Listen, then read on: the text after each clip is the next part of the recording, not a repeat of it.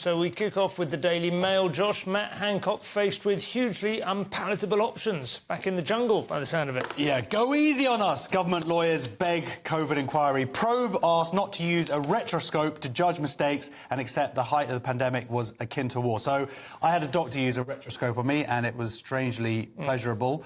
And yeah, this is obviously what's been going on. It's been going on 2 days now, and they're looking into the preparation of everything that happened. And the government is sort of getting their excuses in a little bit early. And the Department of Health's lawyer, Fiona Scolding, Ms. Scolding, which is a wonderful title, of course, right? She's just saying that they would not necessarily have made the same decisions today with the benefit of hindsight.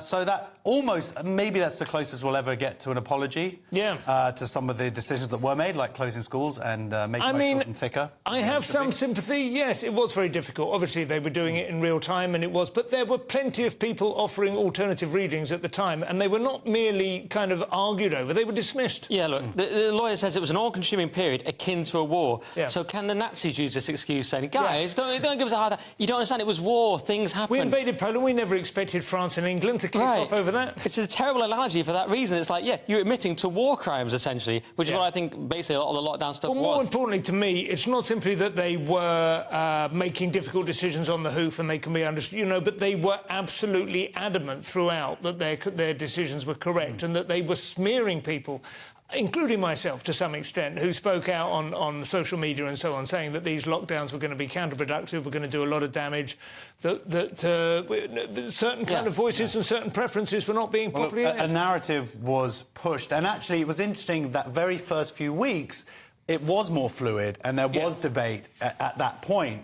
And then it just all went out the window and suddenly, like, this is it, and you do this otherwise you are killing people. I remember Boris Johnson on Holly Willoughby and he who must be not named, Philip Schofield's couch, road testing herd immunity. I was on tour, I was in Scunthorpe at the time, watching them that morning and just thinking... Watching your audience figures drift away. Just thinking, this is it, isn't it?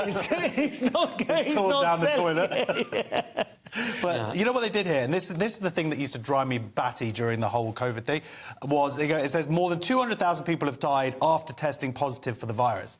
And it's like every day you'd look at the papers and they'd be like the figures of people who died with, never from. Give me some froms, please. Very hard to say, because, I mean, obviously if somebody's hit in a motorcycle accident or something comes in and they've got COVID and then they die, I mean, then you can say, well, that's obviously nonsense. But a lot of them were very grey areas, because if you have some sort of metabolic disorder already or whatever, or, of course, if you're just old. I mean, my father-in-law, just to give a slightly random example, he clearly, definitely died of a stroke.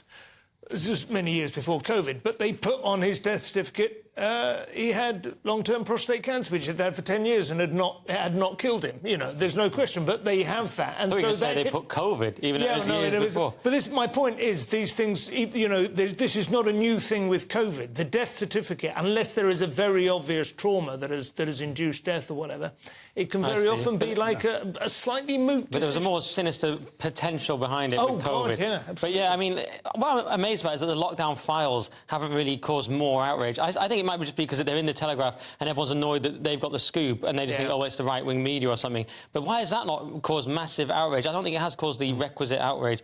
And I tend to agree as well with Lord Frost that the lockdowns actually just revealed our already existing relationship with the state, that we were already over-dependent. Very good point.